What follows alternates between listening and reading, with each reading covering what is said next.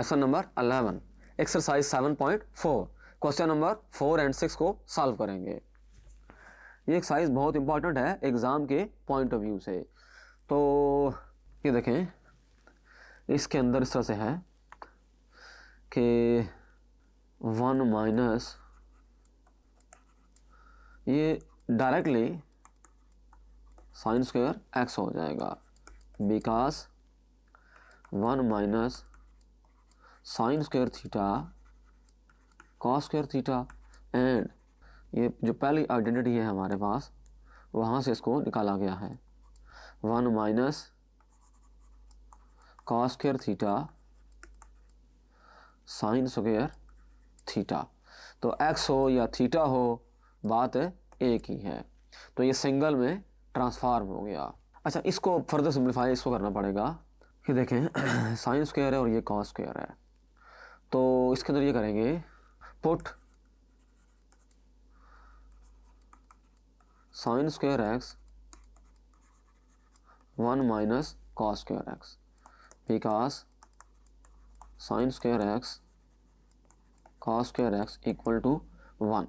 तो इसको साइन में भी ले जा सकते हैं और कोसाइन में भी ले जा सकते हैं। तो मैं चाह रहा हूँ कि इसको कोसाइन में लाया जाए, तो मैं साइन मुझे रिमूव करना पड़ेगा, तो इसकी जगह पर पुट कर दें। अच्छा, ये आ जाएगा। अब हल कर लें, 1 इसके साथ मल्टीप्लाई होगा तो 1 into cos square x minus cos square x, तो ये हो जाएगा cos square x cos power 4x। ये बात आपने माइंड में रखनी है कि तो सॉल्व हो गया, सिंगल फंक्शन में आ गया। अच्छा, एक बात आपने माइंड में रखनी है कि जब होगा साइन स्क्वायर एक्स तो इसका मतलब ये होगा कि साइन एक्स होल स्क्वायर, लेकिन जब होगा साइन एक्स स्क्वायर तो ये कभी भी होल स्क्वायर के इक्वल नहीं होगा। ये बात ट्रू है, ये बात ट्रू नहीं है। वजह यह है कि इसके अंदर फंक्शन का स्क्वायर है और इसके अंदर एंगल का स्क्वायर है जो एंगल है।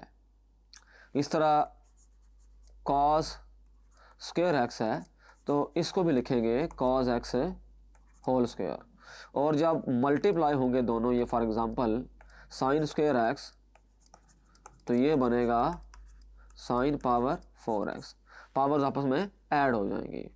इस तरह से हमने क्वेश्चन को सिंप्लीफाई कर लिया। Thank you.